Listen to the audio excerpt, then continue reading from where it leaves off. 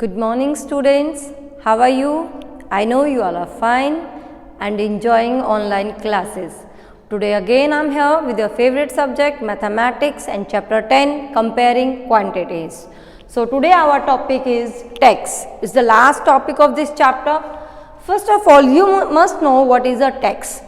Tax is a money collected by government from the citizen for providing them some services. Suppose governments are making roads and government hospitals and government schools, so many things government is making in the country. For that government need money, and from where this money came? This money is coming from the citizen in the form of tax. So tax is a money collected by the government from the citizen for providing some services. Now tax is of two types. First is direct tax and second is indirect tax. Direct tax is that tax that we are giving directly to the government, that is the income tax, and some taxes are indirect tax. Those means the tax which we are paying to someone else and then they are paying to government. Suppose if we are purchasing something, then we are giving tax to the shopkeeper, then shopkeeper is giving tax to the government. For example, sales tax means tax on goods or transport or anything else. So sales tax is an example of indirect tax. So in sales tax, there is one very common topic, that is the GST. You also have heard about the GST, that government has applied the GST and this and that. So what is the GST? First of all, GST is a tax that is on the good and services tax. Before applying GST in India, there are different type of tax, VAT and this and that. And afterward, what government did, they just combine all the tax and they form only GST, means only government will collect now GST, only one type of tax, and that is in India it applied on 1st July 2017 at first. And then in GST there are the two types of taxes, or you can say three types of taxes is there. First is CGST, that is the Central Goods and Services Tax. Then SGST, that is the State Goods and Services Tax, and IGST is the Integrated Good and Services Tax. So let's discuss about what is the CGST, what is the SGST and what is the IGST. So before this discussion, we have to know that what is the interstate supply and what is the intrastate supply.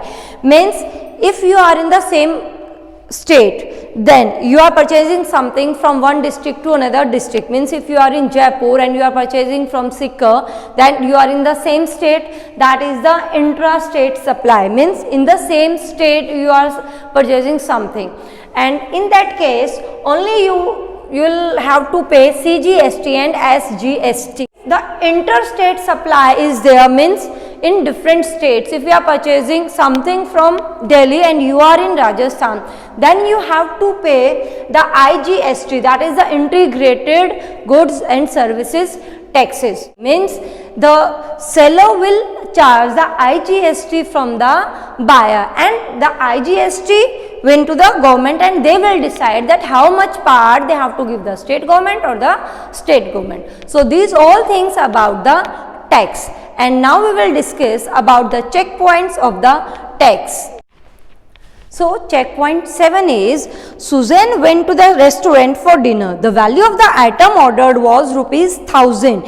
The VAT was 14.5%. Find the amount Susan had to pay for the dinner. So order was of ₹1000 and tax was 14.5%, that is the VAT,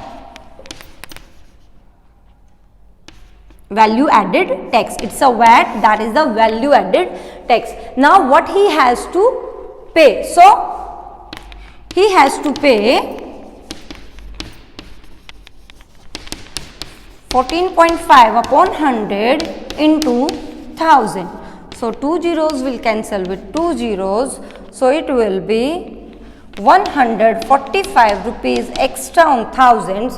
So that is the 1000 plus 145 is equal to 11,045 rupees he has to pay, because he has to pay 14.5 on 1000 rupees. So, first we just find out what is the 14.5% of 1000, that is the rupees 1,145, and that then we will add 145 to 1000 because he has to pay the tax with the 1000. So, total rupees she has to pay 1,145.